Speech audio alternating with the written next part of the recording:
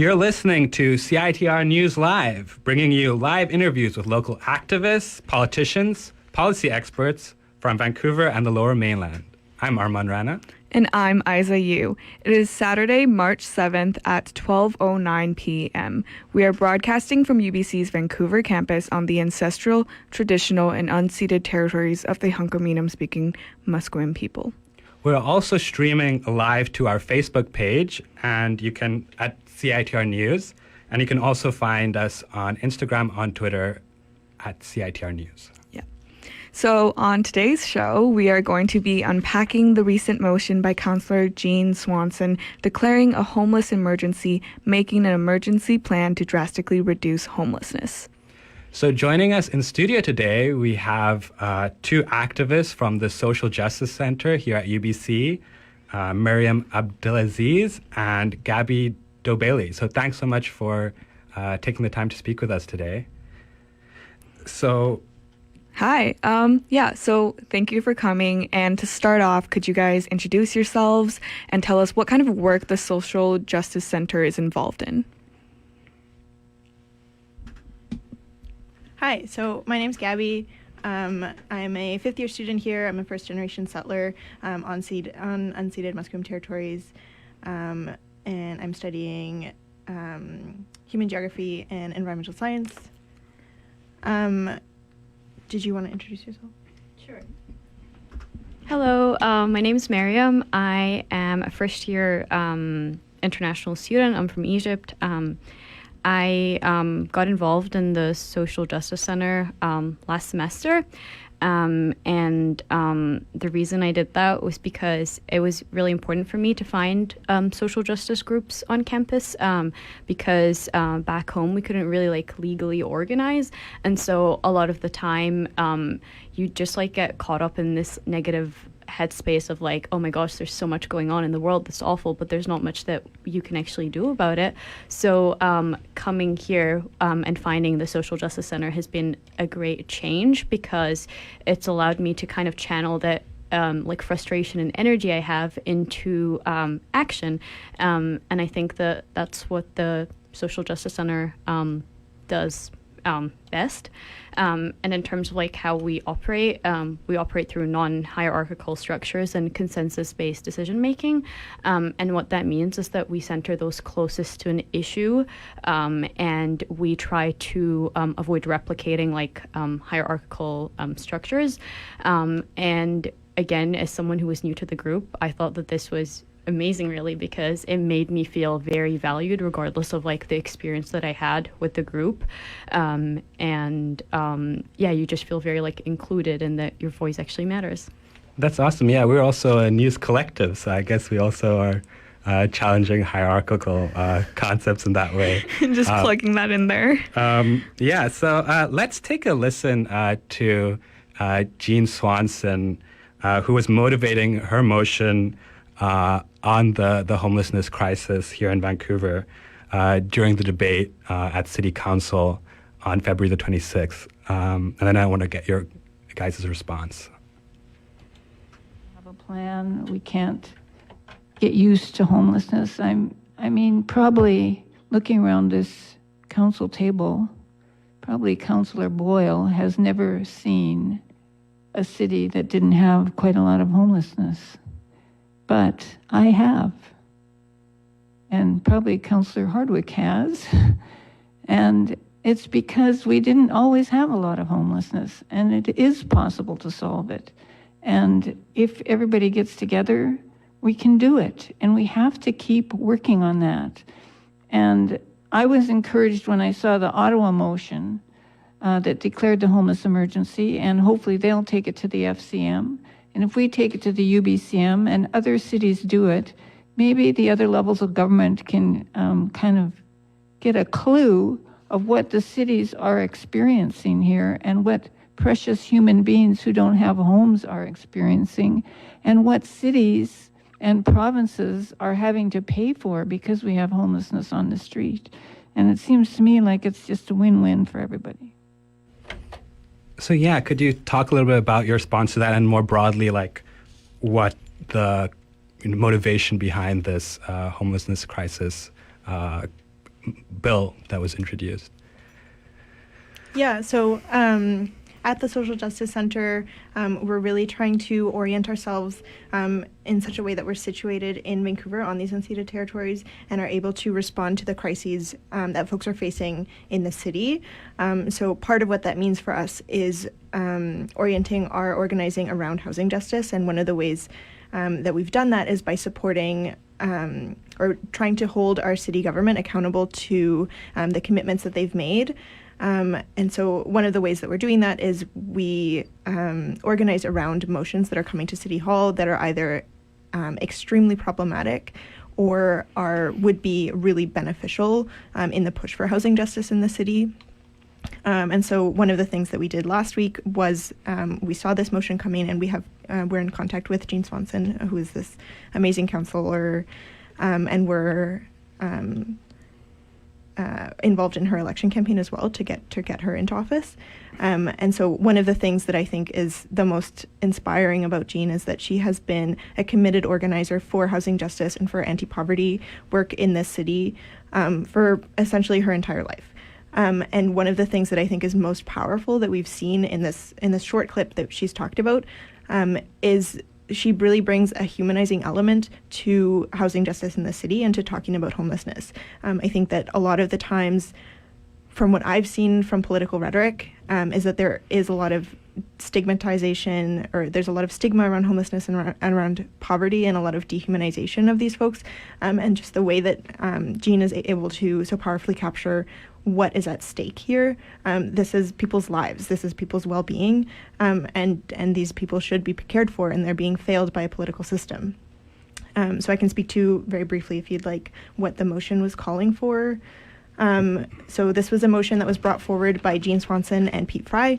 Jean Swanson, of course, is the councillor from COPE, the Coalition of Progressive Electors, and Pete Fry is the Vancouver Green councillor.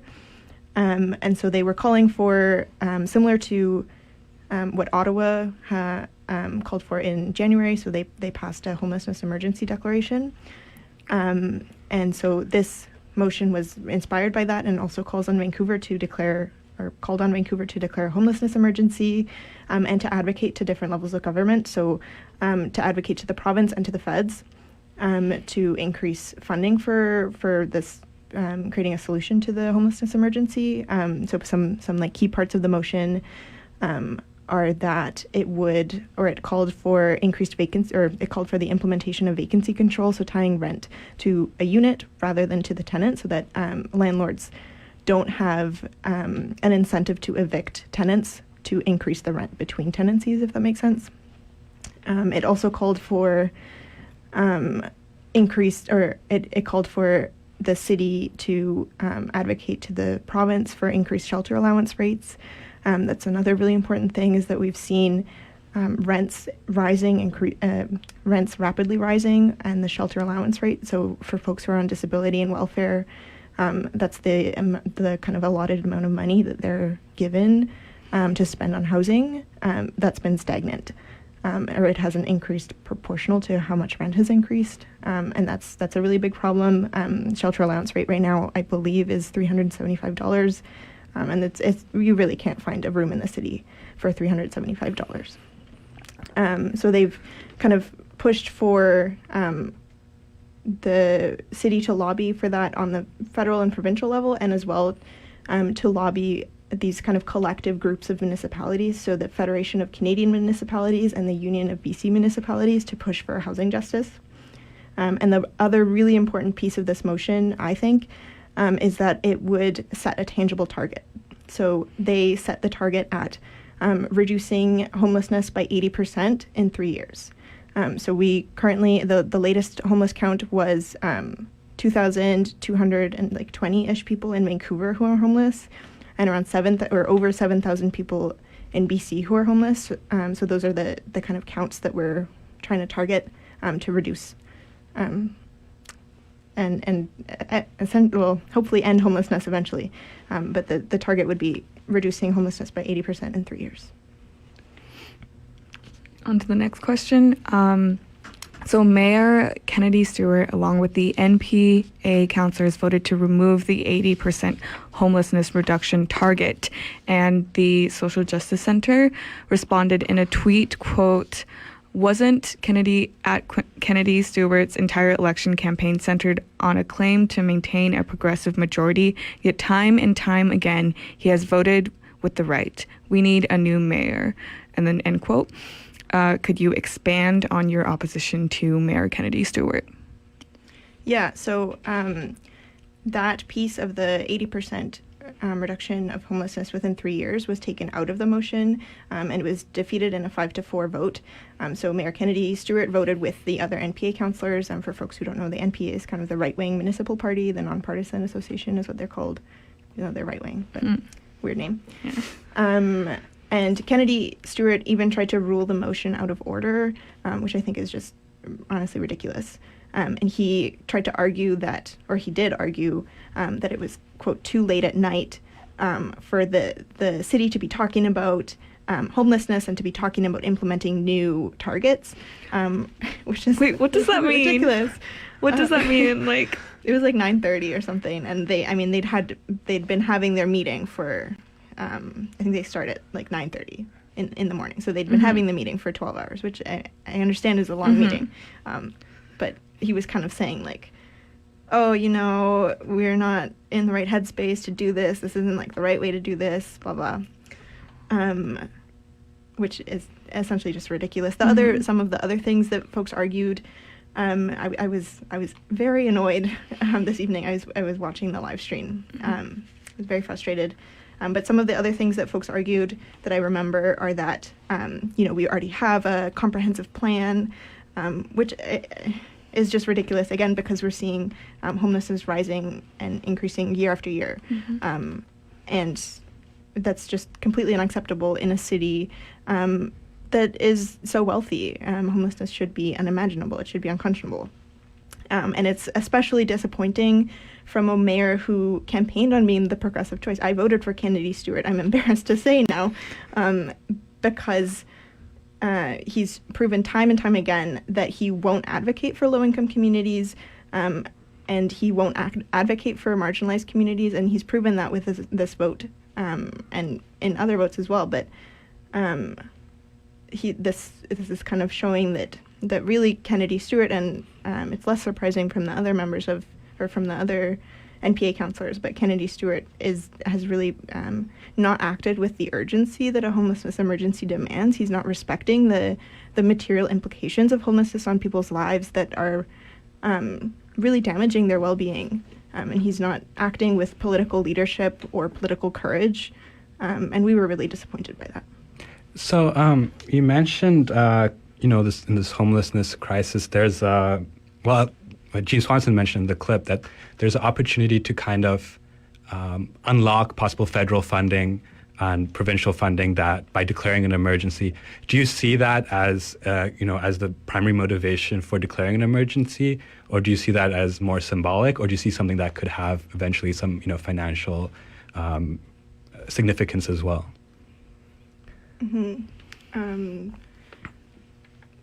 Well, so I think you're right. It's an important decision on a few different levels. I think it is a really symbolic gesture in that calling something an emergency includes a call to action. And unfortunately, that call to action was a little bit was quite watered down in the way that this motion was enacted. But I still think that the wording of a homelessness emergency is really important, especially I think for me, it's also a really pointed reminder because the way that I'm oriented around, or the way that I've heard discussions of the word emergency is generally around a climate emergency.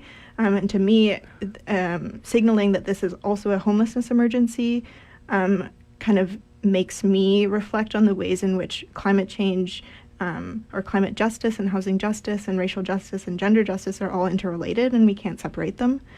So I think it is the language of a homelessness emergency is really important, and hopefully that will also be able to mobilize funds and other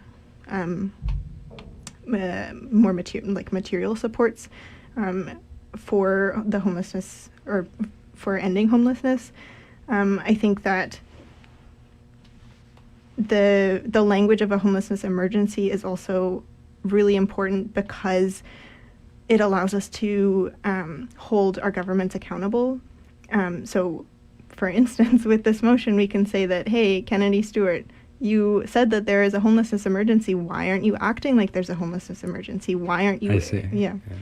In terms of the kind of mobilizing the funding, I can't speak to the specifics of that, but I do think that from what I've seen in kind of city organizing and different levels of government is that there's a lot of like the municipal government saying that they have to, that it's not on them and they have to pass the buck to the feds and the province, and there's kind of just like a lot of, there's not a lot of accountability being taken. And so I think that there is space for,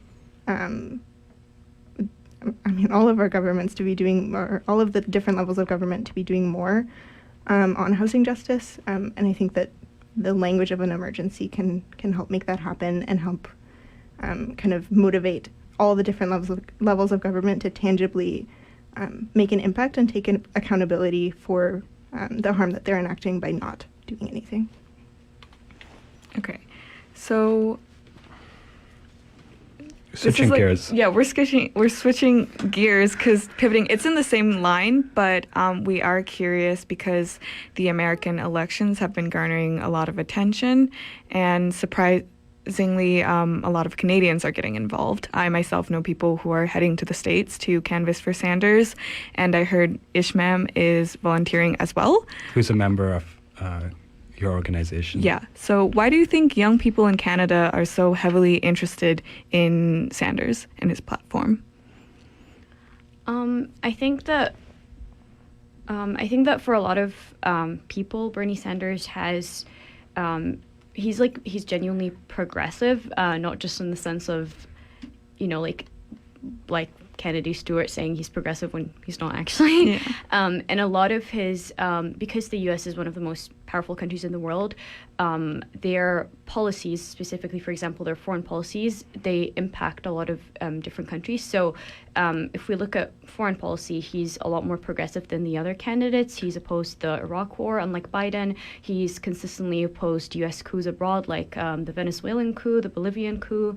And he's also been steadfast in opposing sanctions against countries like Iran.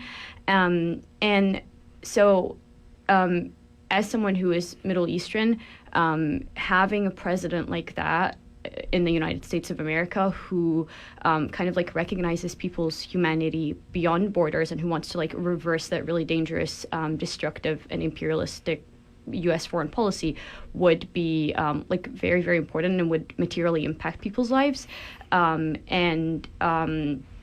I think that in social justice groups in Canada specifically as well, there's also this sense of like the United States like of America, they are kind of like our neighbors, and we want our vision of justice isn't it's not just like about Canada and Vancouver specifically, but it's a global one, so it's beyond borders.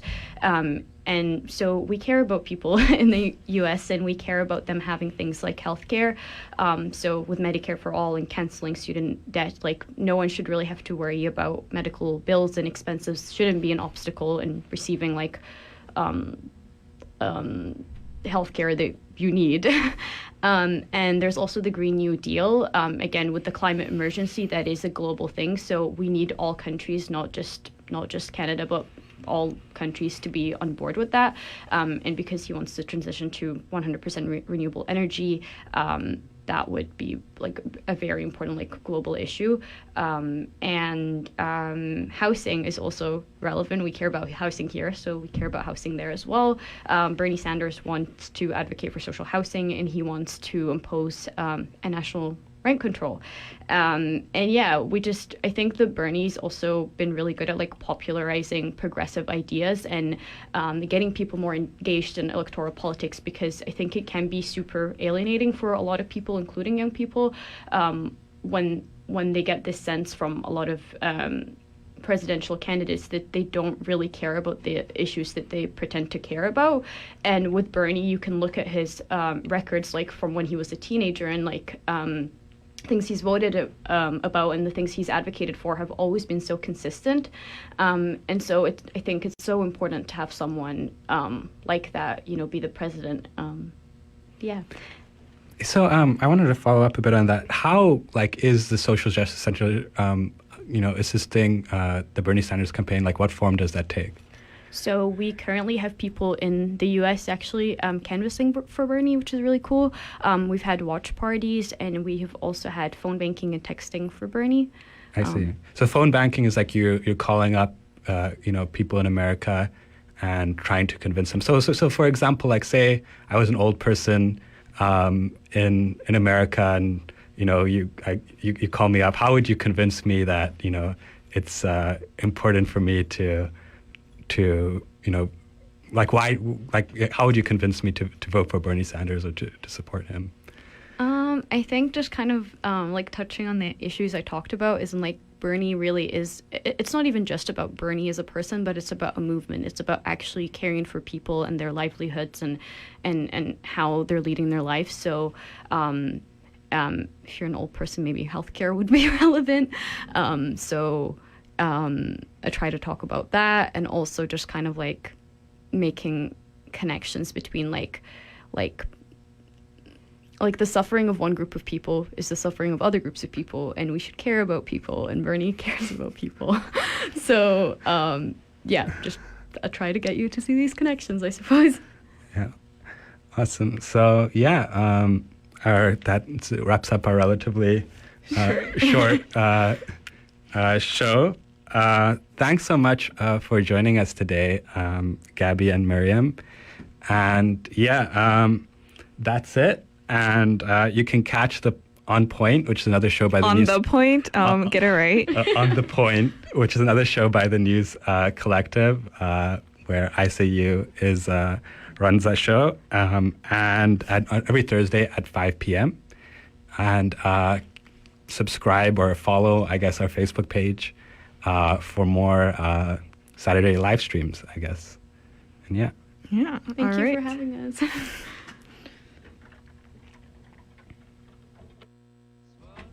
Like the night, like